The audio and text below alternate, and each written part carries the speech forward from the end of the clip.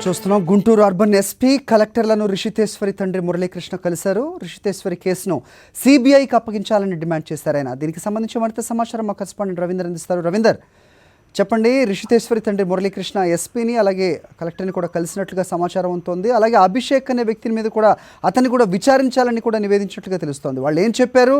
ఇది సిబిఐకి నిజంగా ఇచ్చే పరిస్థితి కనిపిస్తోందా? వాళ్ళ సమాధానం ఏంటి? మీ దగ్గర సమాచారం ఏంటి?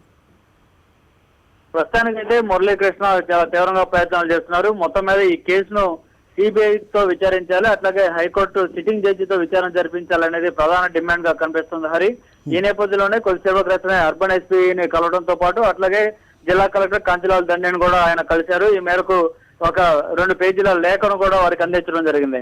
చూస్తుంటే మొత్తంగా ఇప్పటికే ఎఫ్ఐఆర్ గడిచిపోయింది. తమ కుమార్తె ఆత్మహత్య చేసుకుని అయితే ఇప్పటి వరకు కూడా కేసు సంబంధించి ఇంతవరకు కేవలం 3 విద్యార్థులు మాత్రం అరెస్ట్ చేశారు తప్ప కేసులో ఎలాంటి పురోగతి లేదనేది ఆయన ప్రధానంగా చేస్తున్న అభియోగం. ఈ నేపథ్యంలోనే మొత్తం కేసును కూడా సిబిఐతో విచారించాలని కోరుతున్నారు. ఎందుకంటే ప్రధానంగా ఆరోపణలు ఎదుర్కొంటున్న ప్రిన్సిపల్ బాబురావు ఎవరైతే ఉన్నారో ఆయన సంబంధించి ఇంతవరకు ఎలాంటి విచారణ కూడా చేయకపోవడం ఏంటనేది ఆయన ప్రశ్న.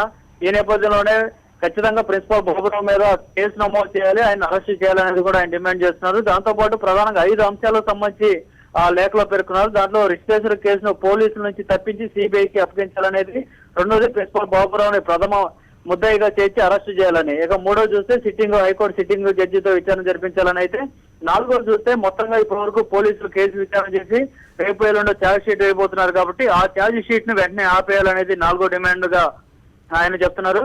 ఇక 5 చూస్తే ర్యాగింగ్ నిరోధక చట్టంలోని అంశాలను పకడ్బందీగా అమలు చేయాలని కోరుతూ మొత్తంగా ఈ 5 అంశాలతో కూడిన లేఖ 2 పేజీల లేఖను అర్బన్ ఎస్పీతో పాటు కలెక్టర్ కలిసి ఆయన ఇవ్వడం జరిగింది. హరి, ఓకే రవీందర్.